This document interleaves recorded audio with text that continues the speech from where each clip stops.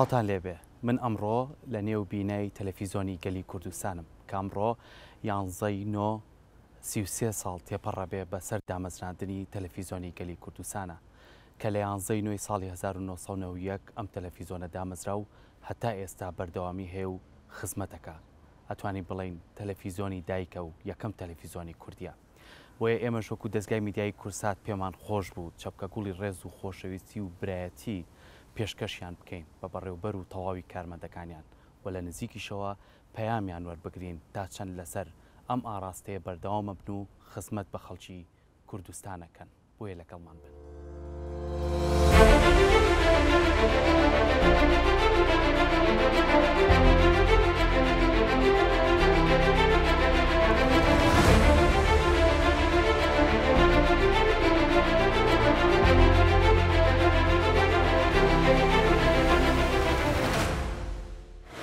کاتڵمان سڵاو لێ سەرەتا پیرۆزبایی یادی دامەزراندنی کەناڵی گەلی کوردستان کەناڵی دایکتان لەکەین کە تۆکو بەڕێوبەری گشتی کەناڵەکە ئێستا توانین بژڵێن یەکێک لە کادرەکانی دەستپێکی ئەم کەناڵە کارت کردووە لەگەڵ چەند هاوڕێیەک تا ئێمە پیرۆزبایی لە خۆت و لە سەرجەم کارمەندان و کەسە دڵسۆزەکانی کەناڵی گەلی کوردستانەکەین پێمان خۆش بوو لەم ڕۆیە بەڕێستان پەیامتان چییە دوای 33 ساڵ لە خزمەتکردن و کەناڵێک پراوپڕ لە خۆشەویستی و کەناڵێک پراوپڕ لە نیشتیمان پەروەری و هەشتوانی بڵێن کەناڵی پێشمەرگەش بوو. بەڵێ زۆر سپاس بەخێوێن سەرچاو من لە یادی 33مین ساڵ دامەزراندنی تەلەڤیزۆنی گەلی کوردستانە پیرۆزبایی لە هەموو ئەوانەکەم کە ڕۆژێک لە ڕۆژان لەم کەناڵە کاریان کردو ئێستا لی دوورن بە هەر هۆیەک بێ پیرۆزبایی گەرمیژەکەم لە هەموو ئەو بەڕێزانی کە ئێستا لە کەناڵەکە کارەکەن.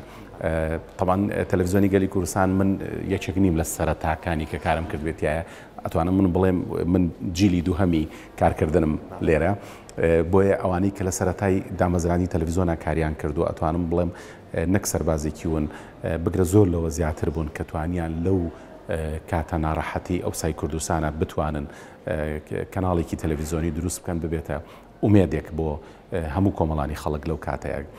تەلەڤیزۆنی گەلی کوردستان قوتابخانەیەکە بۆ دروستکردنی کادری میدیایی قوتابخانەیەک بۆ ئەوەی کە سەتانی وەکو من فێری کاری تەلەڤیزۆن و کاری میدیا ببێتیایە زۆربەی زۆری ئەو کەسانی کە لەم تەلەڤیزۆنە کاریان کردو ئێستا لە کەناڵەکانی تر ڕۆڵی گەورەیان هەیە یاخود ئەتوانم بڵێم ڕۆڵی سەرێکیان هەیە لە بەڕێوەبردنی کەناڵەکانە بۆیە تەلەڤیزۆنی گەلی کوردستان لەو ڕۆژەی کە بە دروست کراوە هەتاوەکو ئەمڕۆ ڕۆژ بە ڕۆژ هەوڵی یاوە هەر گەلی کوردستان بێت هەر هی کۆمەڵانی خەڵکی کوردستان بێت تەلەڤیزۆنی خەڵک بێ تەلەڤیزۆنێک بێ بتوانێت ئازار و مەیتەکانی خەڵک بگەێنێتە ئەو شوێنەی کە پێویستە بگات بۆیە کەناڵی گەلی کوردستان ئێستاش و لە ماوەی ڕابردووی 1-2 ساڵی ڕابردووشە هەوڵێکی زۆر باشیە بۆ ئەوەی کە لەگەڵ گۆڕانکاریەکانی سەردەما خۆی بگونجێنێت.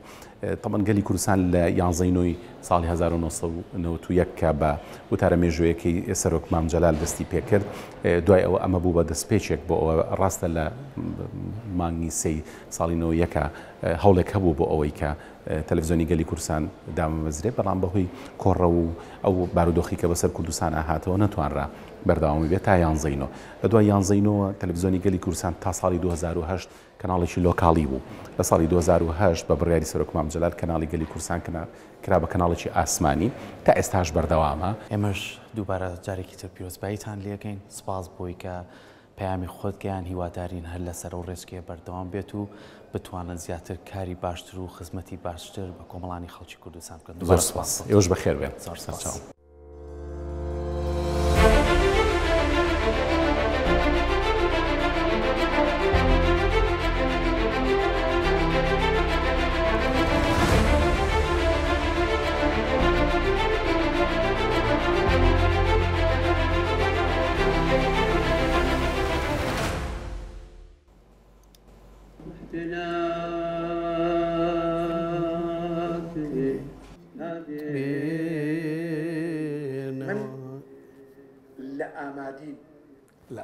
ئەو چیە مەزنا کە گوندێکی جوانە 1260 مەتر لە ئاستی ڕووی دەریاوە بەرزە ئەچمە ناو خزمانی ئەوێ مامەدڵە یەکێکە لە پێشکەشکارە خۆشەویستەکانی ناودڵی هەمومان بزانین پەیامی چییە دوای 33 ساڵ.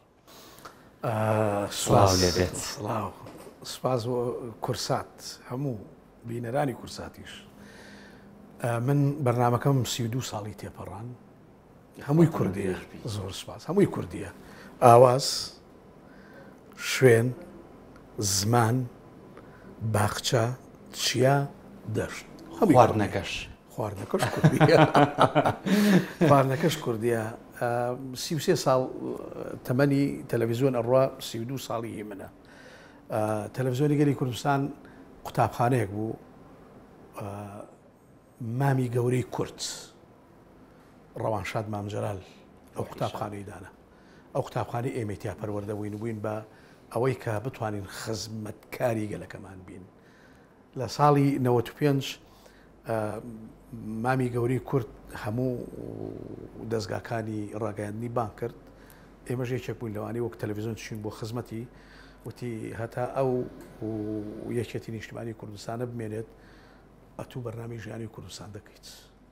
وتمە من خزمەکاری گەلەکەم لە ڕێی تۆ خزمەکاری گەلەکەم. هەتا ئێستا لەگەڵ گوندنشینانی کوردستان چیرۆک جوگرافیا دابوونەریتی ڕەسەنی کوردەواری لەگەڵ هەموو ئەو شتە جوانانەی کە لە گوندەکانە هەن دیسانەوە ئەیژێنینەوە چکە بە خۆ دەزانی لە ساڵی 1970 لە ئەنفالەکانە بەعس ئەمانەی نێشت ژیان وەستا لە گوندەکانە. ئێمە دووبارە لەگەڵ خەڵکەکانە باسی ژیانی نوێ دنیای نوێ بەرهەمی زیاد بەرهەمی باش لەگەڵەوە ناکەین. ئێستا بە خۆ دەزانی ئەگەر گوندەکان نەبێ شار ناتوانێت بەرهەم لە کوێ ئێهێنی بەرهەمی میوەیە بەرهەمی کشتتوکاڵە بەرهەمی فەلاحەتە گەن و جۆدانە وێڵەوانەیە لێوەیەت خاوەنی زمانێکی ڕەسەنیشتنەوەن هەتا ستێکلاوی هیچ زمانێکی تری بڵێن عەرەبی و تورکی و نازانوانە نەبوون. ئەوان لە ناو چیا ئەژین یا لە پێدەشت ئەژین بە زمانی کوردی ڕەسەن قسەی خۆیانەکەن. پەیامی تۆ چییە لەم یادەیە و بە هاوکارەکانت؟ من ئەڵێم هاوکارەکانم ماندوو نەبن و ماندووش نابن باوەڕ ڕاکەم و خەڵکی کۆمەڵانی خەڵکی کوردستانیش گەواهی ئەوە ئەیان کە گەلی کوردستان یەکەم قوتابخانەی کوردەواری و کوردایەتی و مرۆڤایەتیە. لێرەوە سڵاو لە هەموو گوندنشینەکانی کوردستانەکەم سڵاو لە هەموو جوتیارانەکەم دەستان پڕکەن لە سەوزەڵانی ئاسایشی خۆراک بۆ کورد دابین بکەن.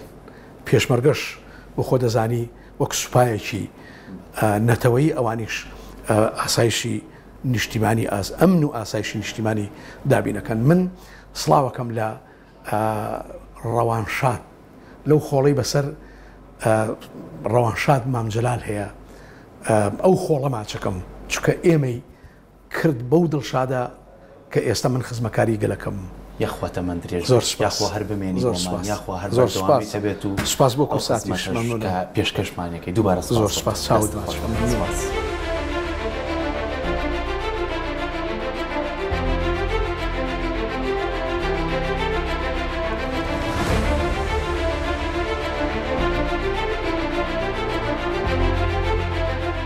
لە ستۆدیۆی هەواڵم لە تەلەڤیزیۆنی گەلی کوردستان کە لێرەوە پەیامی ڕاست و ئەرێنی پەخش ئەکرێت لەگەڵ یەکێکی تر لە کارمەندە سەرەتایەکانی دەستپێکی تەلەڤیزیۆنی گەلی کوردستان گفتوگۆەکەم کاویش بەڕێز کاگوسفی حاجی یونوسە. کاگوسف سڵاو لێبێت. سەرەتا پیرۆزباییتان لێکەین یادی دامەزراندنی تەلەڤیزیۆنی گەلی کوردستان 33 ساڵ خزمەت دەتوانین بڵین تەلەڤیزیۆنی دایک تەلەڤیزیۆنی پێشمەرگە. بەڕێستان لەم ڕۆژەیە پێیانتان چییە؟ سەرەتا سەری ڕێز و نەوازش بۆ هەموو ئەو هاوکارە خۆشەویستانەمان دانوێنین کە لە سەرەتای تەلەڤیزیۆنەوە لەگەڵمان نابوون بەڵام ئێستا لەگەڵمان نەماوەن. ڕۆحیان شاد بێ جێپەنجیان دیار بووە هەر لە مامۆستا عوسمان چێوارەوە کە وەکو کەسێکی سەرەتایی یەکێ لە قۆناغەکانی تەلەڤیزیۆن کە پێوتراوە قۆناغی دۆشەکەڵا لە ماڵی ئەوانە بووە. دواتریش بۆ ئەو هاوکارانی ترمان کە بەجیانێشتین. پیرۆزبایی لە سەرجەم ئەو هاوکارانە ئەکەین کە عەد لە دروستکردنی تەلەڤیزیۆنەکەەوە لە ساڵی 90ەوە ئەم دەقی ئێستیا بێ ئیلاک بوون و جێپەنجیان دیارە بەم تەلەڤیزۆنەوە کە گەیشتۆ بەم ئاستەی ئێستا وەکو تەلەڤیزۆنی دایک ئەسێرەی لە گەشانە و درەوشانەوەیە لە ئاسمانی میدیای کوردستاندا. سەرەتایی من دەستپێکردنم لە سەرەتایەکانەوە کە کارم کردووە ئێمە لە قۆناغی ناو جامیعەوە کە قۆناغی زانکۆیە هەرچەند لە سەرەتاکانی مانگی یەکی نەوە دوا بوو من دەست بەکار بووم. دواتر وەکو کادرێکی هوەری و بەشی مۆنتاج لەگەڵ برای خۆشەویستم کاک عوسمان نووری خوا لێ خۆش بوو، کاک ئازاد خانەقینی، کاک یوا فەریق لەوەختە بەشی مۆنتاجی دوو دروستکرا بۆ هەڵمەتی هەڵبژاردننی ساڵی 92 کە لەو کاتەیە ئەو بەشە ڕۆڵێکی سەرەکی بینی لە گەیاندنی پەیامەکانی خەڵک و وێنەی ئەو هاوڵاتیانی کە ئەچوون بۆ دەنگدان مۆنتاجەکرا و بە ئۆتۆمبیل دەنرایە سەر شاخ بۆ ئەوەی کە پەخش بکرێتەوە تا کۆتایی کاتی دەنگدانەکە. لە دوای گەڕانەوەمان لە دوای سیویەکی ئاپ قۆناغی ئەزمەر دەستی پێکرد، ئەویش کە قۆناغێکی تری سەخت بوو بۆ ئیشکردن لە ناو ئەو بەفر و باران و سەرما و بەستەڵەکەی ئەزمەڕە. فترەیەکی زۆر لێ ئیشمان کرد. منە وەختەی تر ڕاست پێدرام وەکو لێپرسرایی بەشی مۆنتاج. کاروانی ئیشی من لە ساڵی 2000 لەگەڵ دروستبوونی کەناڵی ئازیزی کورساتە لەگەلی کوردستان گواسرایەوە بۆ کورسات. ئەوەختە لەسەر داوای بەڕێز هێرۆخان داواکرام لە کورسات درێژە بە کارەکانم بەم بەرەویش کەناڵێک بوو زۆر زۆر سەرور بوو. گەلی کوردستان و کورسات بۆ من وەکو دوو مناڵەکانم وان، هەردووچیان خۆشەویست و ئازیزن. لە دوای فترە زۆرە بە ماوەیە کە ئێستا گەڕاومەتەوە لە گەلی کوردستان لەگە برای بەڕێز و خۆشەویستم کاک دڵبەن ئیشەکان بەیەکەوە ئەنجامین و هەوڵمان ناوەکە جارێکی کە جێ دەست و جێپەنجەمان دیار بێ بە یارمەتی ئەو هاوکارانەمان کە لێرە لە بەسیترین کارمەندەوە کە هیلاکن شەوە خەنە سەر ڕۆژ، ڕۆژە خەنە سەر شەو بۆی ئەو بەڵێنەی کە داومانە تەلەڤیزۆن هەروەکو خۆی لە سەرەتاوە چۆن بووە ئەو ئیشە جوانانە بە ئەنجام بگەێنێت و بیگەێنین. دەستان خۆش بێ، هەرتەمەندێش بیت، لەشتان ساق بێ، هیوادارین هەر کاری جوانتر و باشتر بکەن، خزمەتی ئەم تەلەڤیزۆنە بکەن، چکەم خزمەتی ئەم تەلەڤیزۆنە بۆ تەواوی خەڵکی کوردستانە. سپاس بۆ تۆ. سپاس بۆ ئێوە. دەست خۆش.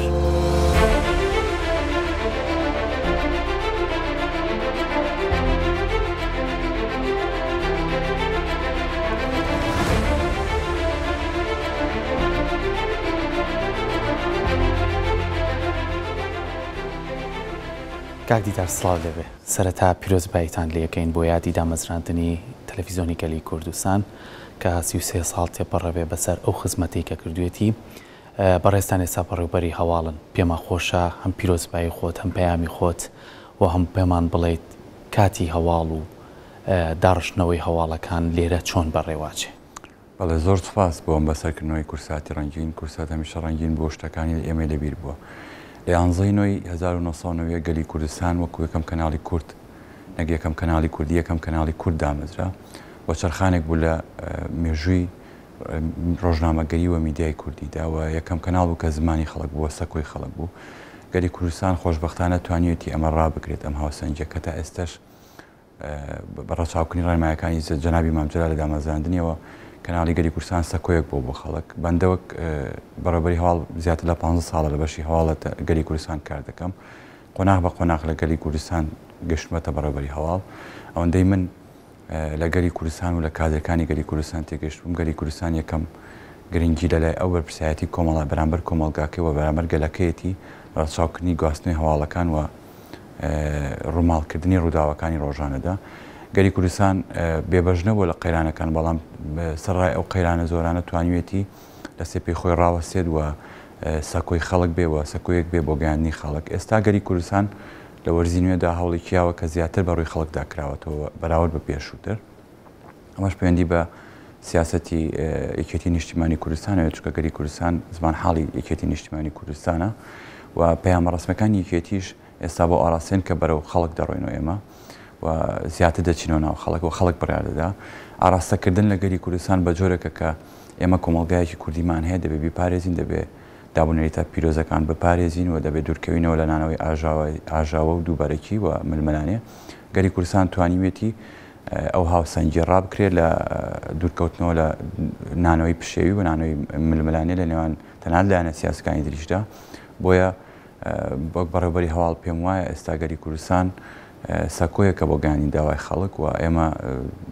بینەرەکانیشمان دەتوانن شاهدی ئەوە بدەن کە ئێمە زۆر ڕەچاوی بەرپرسایەتیمان بەرامبەر کۆمەڵگاوە بەرامبەر تەنانەت خێزان و تاکی کوردیش کردووە بۆیە زۆر جار لەوەی کە خۆمان لە کارێک لە ڕۆژنامەنووسی هەیە پێدەوتێت سەبقی سەحافی ئێمە لەوە خۆمان پاراستووە تا ئەوەندەی دڵنیانە بینەوە لە زانیاریەکان نەمان گواستێتەوە چونکە هەستمان بۆ بەرپرسایەتێکەوە کە لەسەر شانی گەری کوردستانە بەراورد بە بەشێک لە میدیاکانی دیکە بۆیە توانیمانەوە بپارێزین.